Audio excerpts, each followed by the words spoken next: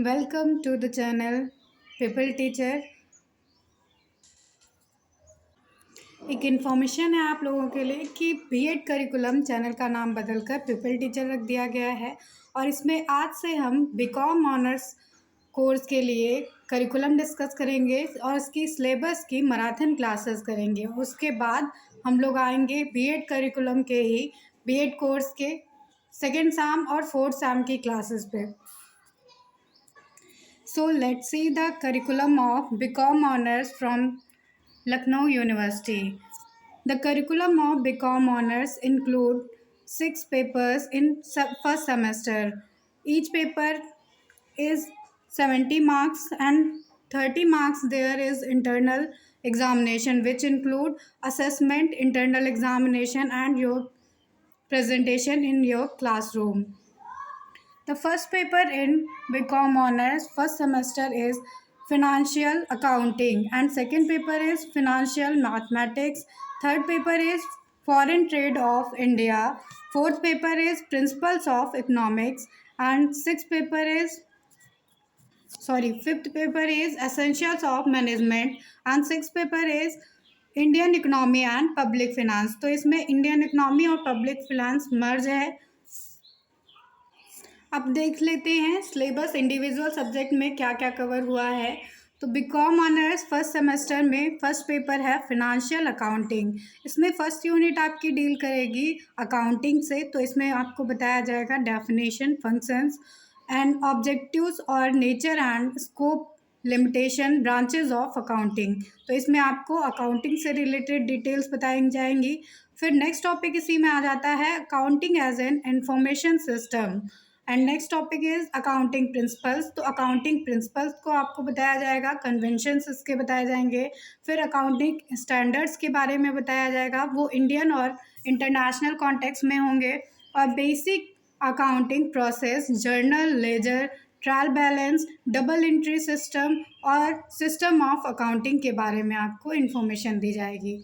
फिर second unit आपकी deal करेगी इसमें बिजनेस इंफॉर्मेशन से, इसके मेजरमेंट्स आपको बताए जाएंगे, कॉन्सेप्ट ऑफ कैपिटल और रेवेन्यू बताया जाएगा, final account of non corporate entities बताया जाएगा। तो कैसे नॉन कॉर्पोरेट इंटिटीज़ में फाइनल अकाउंट प्रिपेयर किया जाता है इसके लिए बताया जाएगा। फिर final account non profit making organisation में कैसे प्रिपेयर किया जाता है इसकी इन्फॉर्मेशन दी जाएगी।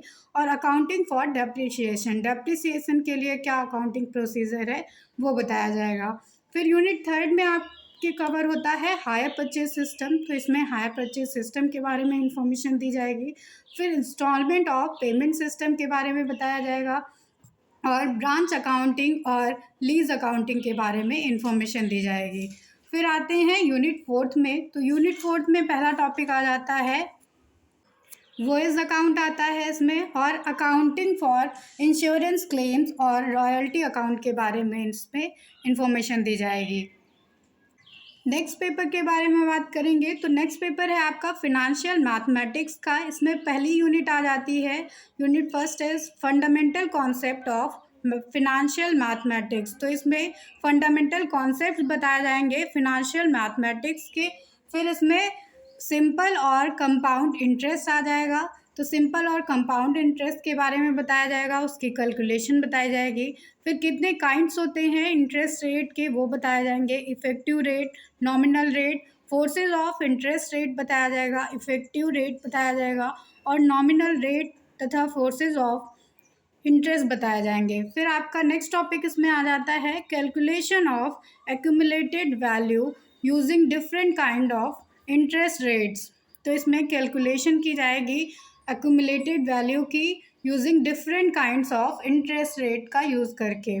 फिर यूनिट सेकेंड आती है। तो यूनिट सेकेंड में पहला टॉपिक है प्रेजेंट वैल्यू का कैलकुलेशन और इसमें डिस्काउंट रेट बताया जाएगा। फिर nominal rate of discount and it's relationship बताया जाएगा इफेक्टिव रेट ऑफ डिस्काउंट्स के साथ में, और इक्वेशन ऑफ पेमेंट इंटरेस्ट और डिस्काउंट के बारे में बताया जाएगा। फिर यूनिट थर्ड है, तो इसमें पहला टॉपिक आ जाता है वैल्यूएशन ऑफ एन्युटीज़ का। तो एन्युटीज़ के बारे में बताया जाएगा, इसकी वैल्यूएशन कैसे की जाती है ये बताया जाएगा।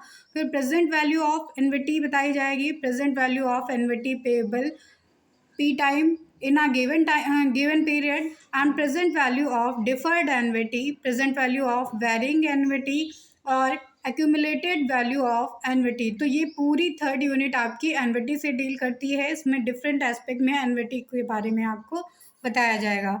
फिर यूनिट फोर्थ के बारे में बात करेंगे, तो यूनिट फोर्थ आपकी डील करती है एनालिसिस ऑफ एन्युटी से। तो इसमें एनालिसिस किया जाएगा एन्युटी का। फिर कैलकुलेशन ऑफ कैपिटल कंपोनेंट और इंटरेस्ट आएंगे। फिर उसके बाद आता है कंपोनेंट इन इंस्टॉलमेंट। तो कौन कौन से कंपोनेंट इंक्लूड होते हैं इंस्टॉलमेंट में वो बताए जाएंगे आपको। और outstanding liabilities after nth instalment, sinking fund और reserve value of a policy and free policy के बारे में आपको बताया जाएगा। तो ये था पेपर सेकंड। फिर आते हैं पेपर थर्ड पे, तो जो है foreign trade off India. Foreign trade off India हमारा थर्ड पेपर है बीकॉम ऑनर्स का। तो इसमें यूनिट फर्स्ट है इंट्रोडक्शन ऑफ ट्रेड, ये ट्रेड से डील करेगी, इसके टाइप्स बताए जाएंगे इसमें आपको। फिर आ जाता है इसमें difference, internal and international trade में डिफरेंस आता है। थ्योरीज ऑफ इंटरनेशनल ट्रेड आएंगी, तो डिफरेंट थ्योरीज दी गई हैं इंटरनेशनल ट्रेड के लिए, वो बताई जाएंगी। फिर इसमें आ जाता है next topic India's international trade characteristics and उसकी प्रॉब्लम आपको बताई जाएंगी। और कोस्टल ट्रेड क्या होता है, ये ट्रेड ऑफ उत्तर प्रदेश, ये कौन सा टर्म है ये बताया जाएगा। और टर्म्स ऑफ ट्रेड टर्मिनोलॉजी के बारे में बताया जाएगा। फिर आते हैं यूनिट सेकंड में, तो यूनिट सेकंड का पहला टॉपिक आ जाता है फॉरेन ट्रेड ऑफ इंडिया का। तो इसमें बिफोर इंडिपेंडेंस और ड्यूरिंग प्लानिंग पीरियड में आपको फॉरेन ट्रेड का मीनिंग बताया जाएगा। फिर recent trends in India's foreign trade आता है टॉपिक। इसके बाद का टॉपिक है मेजर आइटम्स ऑफ एक्सपोर्ट। इसके बाद नेक्स्ट टॉपिक आ जाता है मेजर आइटम्स ऑफ एक्सपोर्ट का, और मेजर आइटम्स ऑफ इंपोर्ट बताए जाएंगे कौन कौन से हैं। फिर यूनिट थर्ड पे आते हैं, तो यूनिट थर्ड में पहला टॉपिक आ जाता है free trade and protective trade policies का। तो इसमें फ्री ट्रेड और प्रोटेक्टिव ट्रेड पॉलिसीज़ बताई जाएंगी। फिर आ जाता है topic India's major trading partners कौन कौन से हैं उसके बारे में बताया जाएगा। फिनांसिंग ऑफ फॉरेन ट्रेड के बारे में बताया जाएगा। नेशनल लेवल फिनेंसिंग इंस्टीट्यूशन कौन कौन से हैं, तो इसमें आ जाता है EXIM bank, ECGC and other institution in financing of the foreign trade, जिसमें आ जाता है STC और MMTC, सेज और EPZ। नेक्स्ट आते हैं यूनिट फोर्थ पे, तो यूनिट फोर्थ में पहला टॉपिक आ जाता है strategy for trade policy in India. तो क्या स्ट्रैटेजी है ट्रेड पॉलिसी के लिए इंडिया में वो बताया जाएगा। और इसमें नेक्स्ट टॉपिक आ जाता है ट्रेड एग्रीमेंट्स का, जिसमें बायलैटरल और मल्टीलैटरल ट्रेड एग्रीमेंट्स आते हैं। गैट का टॉपिक आ जाता है, UNCTAD का टॉपिक आता है, WTO का टॉपिक आ जाता है इसमें। फिर आ जाता है important topic India's balance of trade and balance of payment का। तो ये सिलेबस था फॉरेन ट्रेड ऑफ इंडिया का। अब आते हैं नेक्स्ट पेपर पे, जो है प्रिंसिपल्स ऑफ इकोनॉमिक्स का। तो प्रिंसिपल्स ऑफ इकोनॉमिक में फर्स्ट यूनिट आ जाती है meaning and definition of economics से। तो इसमें अलग अलग मीनिंग और डेफिनेशन दी गई हैं एजुकेशनिस्ट के द्वारा, जिसमें एडम स्मिथ आ जाते हैं, मार्शल आ जाते हैं, रॉबिन्स आ जाते हैं और साइमनसन आ जाते हैं। फिर आ जाता है next topic methods of economics का, जिसमें इंडक्टिव वर्सेस डिडक्टिव मेथड आ जाता है, माइक्रो वर्सेस मैक्रो इकोनॉमिक्स आ जाता है, और कॉन्सेप्ट ऑफ इक्विलिब्रियम आ जाता है, जिसमें स्टेबल, अनस्टेबल और न्यूट्रल इक्विलिब्रियम के बारे में बताया जाएगा। तो ये कौन कौन सी कंडीशन होती हैं जब स्टेबल इक्विलिब्रियम बनता है, अनस्टेबल और न्यूट्रल इक्विलिब्रियम बनता है, इसके बारे में जानकारी दी जाएगी। फिर नेक्स्ट टॉपिक आ जाता है थ्योरी ऑफ कंजप्शन का। तो थ्योरी ऑफ कंजप्शन में कार्डिनल अप्रोच आता है, ऑर्डिनल अप्रोच आ जाता है। फिर नेक्स्ट टॉपिक है यूटिलिटी एनालिसिस का, जिसमें total marginal and average utility cover होता है। इसी में आ जाएगा law of dimensioning, marginal utility and law of equi marginal utility का। फिर यूनिट सेकंड पे चलते हैं। तो यूनिट सेकंड का पहला टॉपिक है प्रिंसिपल ऑफ इकोनॉमिक्स में कंज्यूमर बिहेवियर का। तो कंज्यूमर बिहेवियर में इसमें इंडिफरेंस कर्व एनालिसिस आ जाएगा, बजट लाइन आती है और कंज्यूमर्स इक्विलिब्रियम आ जाता है जिसमें प्राइस इनकम और सब्स्टिट्यूशन इफेक्ट आ जाएगा, PCCG आ जाएगा, ICC आ जाएगा, कंज्यूमर्स सरप्लस आ जाएगा और concept of demand and supply आ जाता है। यहाँ पे डिमांड कर्व की बात होती है, individual and market demand curve की बात होगी, डेरिवेशन ऑफ डिमांड कर्व की बात होगी जिसमें आपको पूरी डेरिवेशन करके समझाई जाएगी डिमांड कर्व की, और लॉ ऑफ डिमांड आ जाता है, movement versus shift in demand curve आ जाता है, इलास्टिसिटी ऑफ डिमांड आता है जिसमें प्राइस इनकम और क्रॉस इलास्टिसिटी आ जाती है। फिर उसके बाद factor affecting elasticity of demand. तो कौन कौन से फैक्टर हैं जो इलास्टिसिटी ऑफ डिमांड को इफ़ेक्ट करते हैं वो सारे इसमें आ जाएंगे।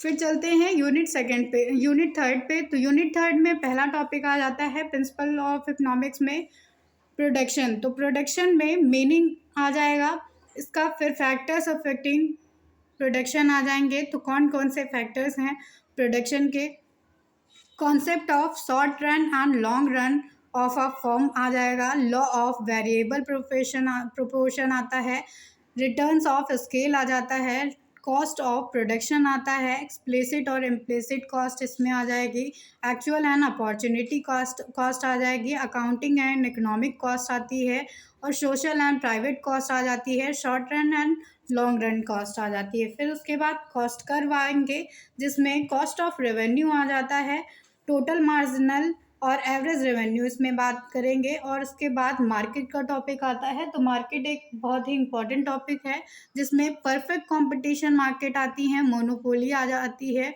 इम्परफेक्ट कंपटीशन मार्केट आ जाती हैं।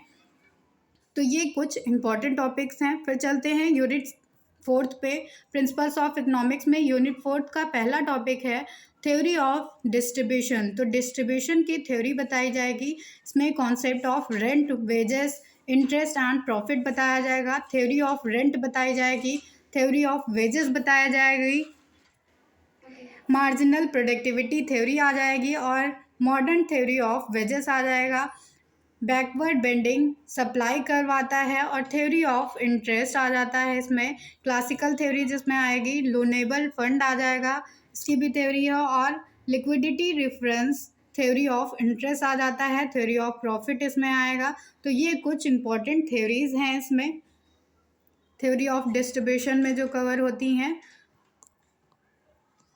फिर चलते हैं फिफ्थ पेपर पे।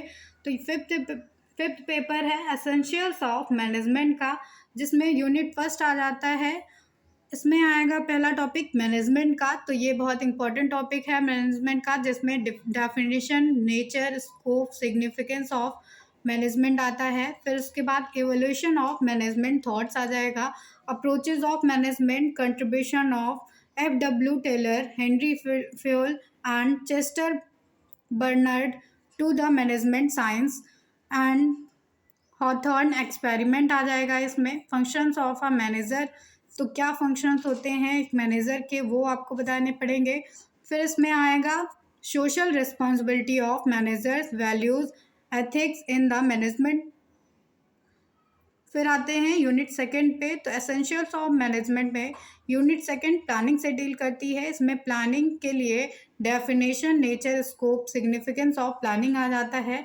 फिर ऑब्जेक्टिव्स आ जाते हैं, स्टेप्स इन प्लानिंग, तो कौन कौन से स्टेप्स हैं प्लानिंग में वो कवर होते हैं। डिसीजन मेकिंग एज की स्टेप इन प्लानिंग, तो क्या डिसीजन मेकिंग की स्टेप्स होते हैं प्लानिंग में।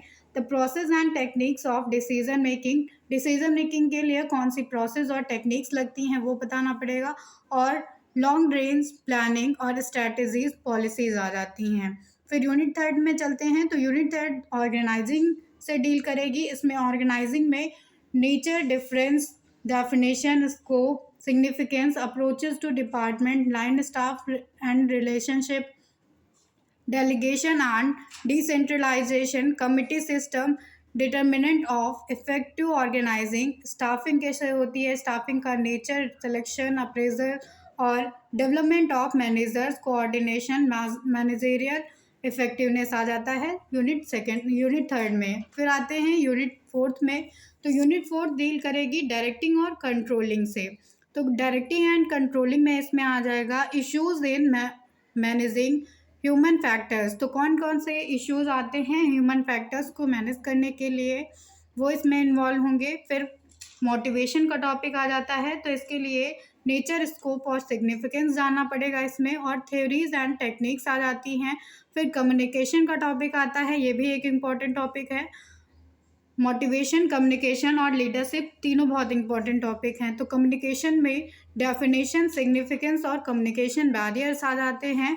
फिर लीडरशिप आता है नेक्स्ट टॉपिक। तो लीडरशिप में स्टाइल्स और थ्योरीज आ जाती हैं, और definition and elements of control techniques, determinants of effective control system आ जाता है। तो ये एसेंशियल्स ऑफ मैनेजमेंट में यूनिट फर्स्ट और यूनिट सेकेंड, थर्ड, फोर्थ के लिए टॉपिक थे। अब आते हैं नेक्स्ट और लास्ट पेपर पे, Indian economy and public finance पर। तो Indian economy and public finance में फर्स्ट यूनिट में फर्स्ट टॉपिक है structure of Indian economy. Indian economy का क्या स्ट्रक्चर है, वो पहला टॉपिक इसमें आ जाता है। तो इसमें बेसिक फीचर्स आ जाएंगे, broad demographic features of a developing economy. तो कौन से ब्रॉड डेमोग्राफिक फीचर्स होते हैं डेवलपिंग इकोनॉमी के, वो इसमें कवर होंगे। Problem of over population, over population में कौन कौन सी प्रॉब्लम्स फेस करनी पड़ती हैं एक कंट्री को, वो सब आ जाएगा। फिर आ जाता है नेक्स्ट टॉपिक पॉपुलेशन पॉलिसी का। इसमें infrastructure development, poverty, unemployment, inflation, इसके causes, effect, remedies and trends आ जाता है। प्लानिंग इन इंडिया में objectives, strategies and broad achievements and failures. Current 5 year plans के बारे में क्वेश्चन आते हैं। तो ये करंट 5 ईयर प्लान एक इम्पॉर्टेंट टॉपिक है जिसमें ऑब्जेक्टिव्स, एलोकेशन एंड टारगेट्स आ जाते हैं। फिर यूनिट सेकंड पे बात करेंगे। तो यूनिट सेकंड में फर्स्ट टॉपिक है इकोनॉमिक रिफॉर्म्स का। इकोनॉमिक रिफॉर्म्स एक इम्पॉर्टेंट टॉपिक है जिसमें प्रोसेस ऑफ प्राइवेटाइजेशन, ग्लोबलाइजेशन आ जाता है, और इकोनॉमिक रिफॉर्म्स आ जाते हैं। एग्रीकल्चर, नेचर एंड इम्पोर्टेंस आ जाता है। Trend in agriculture production and productivity आता है। Factor affecting productivity, land reforms आ जाता है इसमें। फिर इंडस्ट्रियल पॉलिसीज़ आ जाती हैं 1948, 1956 and 1977 and including 1991। Industrial licensing policy इसमें नेक्स्ट टॉपिक आ जाता है। Growth and problem of small scale industries. तो SSI एक इम्पॉर्टेंट टॉपिक हो जाता है यहाँ पे। अब आते हैं नेक्स्ट यूनिट पे, जो यूनिट थर्ड है। तो इसमें definition and scope of public finance. तो यूनिट थर्ड और यूनिट फोर्थ जो होगी वो पब्लिक फिनांस से डील करेगी। तो इसमें डेफिनेशन और स्कोप ऑफ पब्लिक फिनांस आ जाता है। Principles of maximum social advantage, sources of public revenues आ जाता है। टाइप्स ऑफ टैक्सेस आ जाएंगे। Principles and canons of taxation आ जाएगा। The benefits of approaches of taxation आ जाता है। And the ability to pay approach आती है इसमें। इंसिडेंस आ जाता है। इफेक्ट ऑफ टैक्सेशन आ जाता है। प्रिंसिपल्स ऑफ पब्लिक एक्सपेंडिचर आ जाता है। वैगनर्स लॉ आ जाता है इसमें। और वाइजमैन पिकॉक हाइपोथेसिस आ जाता है इसमें। Effect of public expenditure on production and distribution आ जाता है। फिर लास्ट इसमें यूनिट है यूनिट फोर्थ। यूनिट फोर्थ में पहला टॉपिक आ जाता है पब्लिक डेब्ट का। तो पब्लिक डेब्ट में आ जाता है classification, effect, burden, repayment and management of public डेब्ट। तो ये सारे टॉपिक इसमें कवर होंगे। फिर नेक्स्ट टॉपिक आ जाता है objectives and instruments of physical policy, और इंडियन फेडरल फिनांस आ जाता है इसमें। Financial relationship between central government, state government और financial commission and their recommendation. तो क्या फिनेंशियल रिलेशनशिप है सेंट्रल गवर्नमेंट, स्टेट गवर्नमेंट और फिनेंस कमीशन के बीच में, और इसके रिकमेंडेशंस क्या क्या हैं ये इसमें इंक्लूड होगा। फिर इसमें लास्ट टॉपिक आ जाता है डेफिसिट फिनेंसिंग का, जिसमें यूनियन बजट्स वगैरह कवर होते हैं। तो ये पूरा करिकुलम था बीकॉम ऑनर्स फर्स्ट सेम के लिए। Thank you everyone.